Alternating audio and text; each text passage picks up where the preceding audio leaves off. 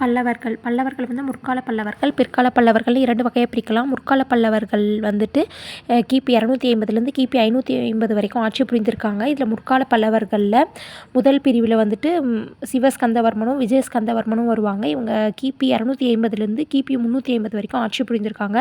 முற்கால பல்லவர்களில் கடைசி அரசன் யாருன்னா விஷ்ணுகோபன். இந்த முற்கால பல்லவர்களில் 2வது பிரிவினர் வந்துட்டு கிபி 350லேருந்து கிபி 550 வரைக்கும் ஆட்சி புரிந்திருப்பாங்க. அடுத்தது பிற்கால பல்லவர்களில் கிபி 570லேருந்து கிபி 903 வரைக்கும் பிற்கால பல்லவர்கள் ஆட்சி செஞ்சுருப்பாங்க. இதில் முதல் அரசர் யாருன்னா சிம்மவிஷ்ணு. அவனிசிம்மன்னு இவருக்கு இன்னொரு பேர் இருக்குது. அடுத்த ஆட்சியாளர் முதலாம் மகேந்திரவர்மன். முதலாம் மகேந்திரவர்மனுக்கு பிறகு முதலாம் நரசிம்மவர்மன். முதலாம் நரசிம்மவர்மனுக்கு பிறகு இரண்டாம் மகேந்திரவர்மன். இரண்டாம் மகேந்திரவர்மனுக்கு பிறகு முதலாம் பரமேஸ்வரன். முதலாம் பரமேஸ்வரனுக்கு பிறகு இரண்டாம் நரசிம்மவர்மன். இவருக்கு ராஜசிம்மன்னு இன்னொரு பேர் இருக்குது. அடுத்தது இரண்டாம் பரமேஸ்வரன்.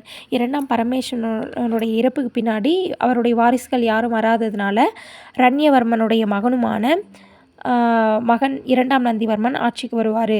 இரண்டாம் நந்திவர்மனுக்கு பின்னாடி வர்றவங்க எல்லாருமே திறமையற்ற அரசர்கள் தான். இரண்டாம் நந்திவர்மனுடைய மகன் யாருன்னா தண்டிவர்மன். தண்டிவர்மனுடைய மகன் 3ஆம் நந்திவர்மன்.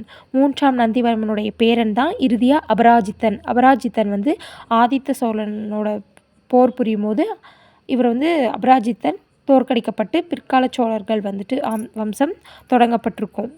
இப்படி பல்லவர்களுடைய அரச வம்சம் வந்து முடிவுக்கு வருது.